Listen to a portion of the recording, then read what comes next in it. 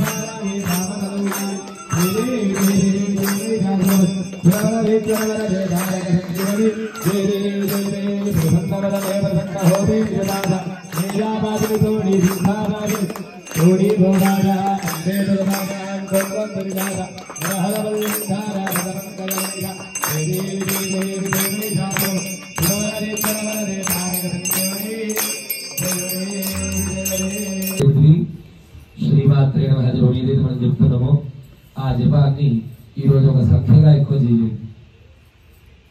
ఈరోజు ఒక సంఖ్యగా సుఖ సంఖ్య అంటే 10 సార్లు 11 సార్లు ఒకటే మాల అట్లా కాదు, ఒక 1000 ఎక్కువగా చేయండి.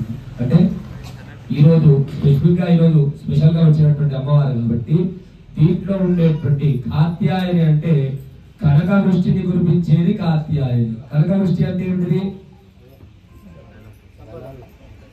సంపదలు. సంపదలు అంటే ధనముతోటే సంబంధం కాదు. సంపదలు అనగా మనకు కావలసిన సంపద ఏమిటిది? నోట్ల, చికాల, ఎగాలి, ఆయువు, ఆరోగ్యము, విద్య, బుద్ధి, ఇవి ఉంటే చాలు. ధనాన్ని ఎక్కడ సంపాదించుకోవచ్చు? ఎట్లా? ఆయుర ఆరోగ్యాలు బాగుంటే ధనాన్ని ఏ విధంగా సంపాదించుకోవచ్చు. సాక్షాత్ స్వరూపంగా ఈరోజు కాత్యాయని దేవి కాబట్టి ఈరోజు వీలైతే మహిళలందరి చేత నీరాజనార్చన కార్యక్రమం పెట్టుకుందామని నా ఒపీనియన్. అది సభ్యులు ఓకే అంటే దాన్ని బట్టి మీరు డిసైడ్ అవ్వాలి. మంగళహారతులు ఎక్కువ రావాలి.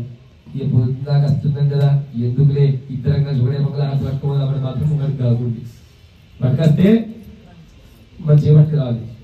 ఇంటికి ఆడవిలో ఒకటి ఉంటుంది, తల్లి ఒకటి, ఇద్దరు వేరే వేరే పట్టుకురండి. ఎందుకంటే నిండుగా కనబడాలి మంగళహారతులు.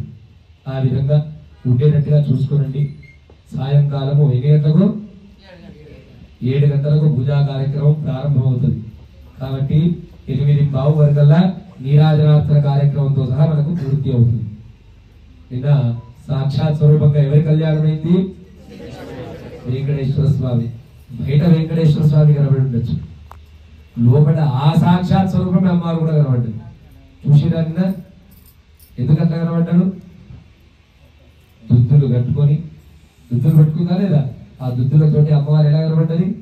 సాక్షాత్ ఆ వెంకటేశ్వర స్వామి ఏ విధంగా పూలతో ఏ విధంగా అయితే పెరుస్తాడో ఆ విధంగా అమ్మవారు కూడా పెరిచింది. అంటే నా కొడుకు వస్తున్నాడు కదా, నా అల్లుడు ఇంటి అల్లుడు వస్తున్నాడు కదా అని చెప్పేసి అమ్మవారు కూడా ఆ విధంగా తయారైంది.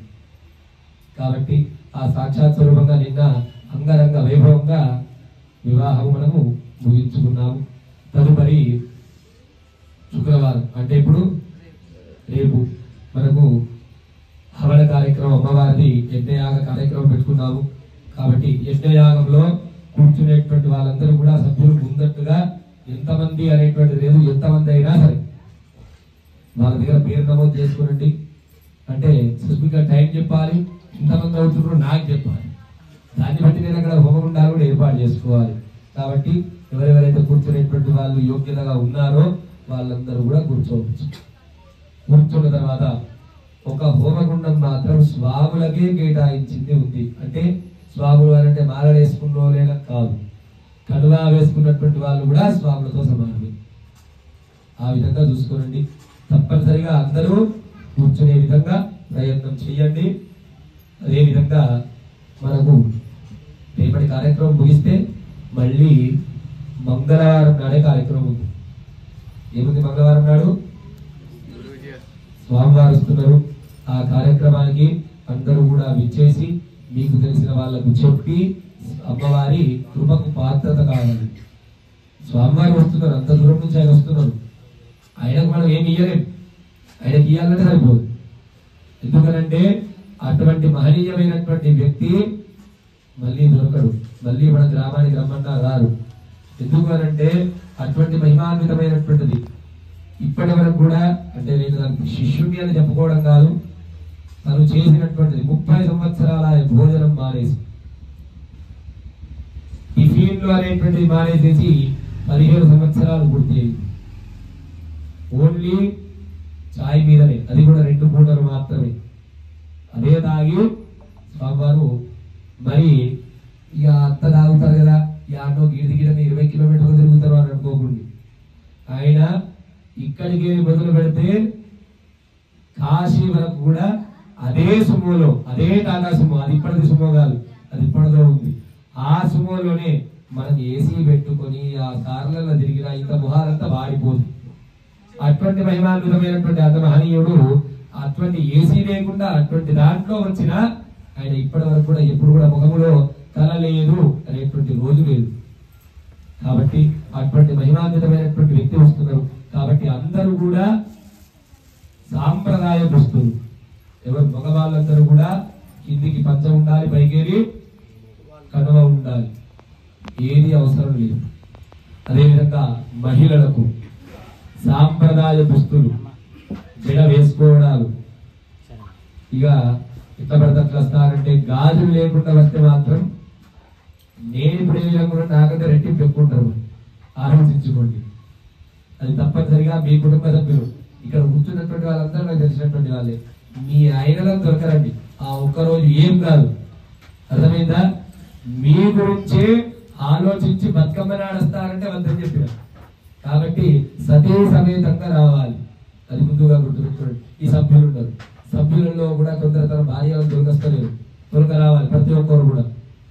తొలకొని వచ్చేసేసి ఇక్కడ అమ్మవారి కృపకు మీరు సభ్యులే ఉంటారు, సభ్యులలో మీరే దొరకరాకపోతే అసలు ఎందుకు వస్తారు, అది కూడా ఆలోచించి దొరక రావాలి మీరు, అర్థమైందా? ఇంకేమన్నా మళ్ళీ అదే విధంగా దీపోత్సవ కార్యక్రమం దసరాకు ముందు రోజు, దసరా నాడు అమ్మవారికి జంబి ఎక్కించిన తర్వాత బలి ప్రధానము, అమ్మవారిని గౌరవించడం, శుక్రవారం నాడు శోభయాత్ర, శనివారం నాడు ముద్ర అమ్మవారిని వంచడం. ఇట్టి కార్యక్రమానికి ప్రతి ఒక్కరు కూడా పాత్రత కాగలరు.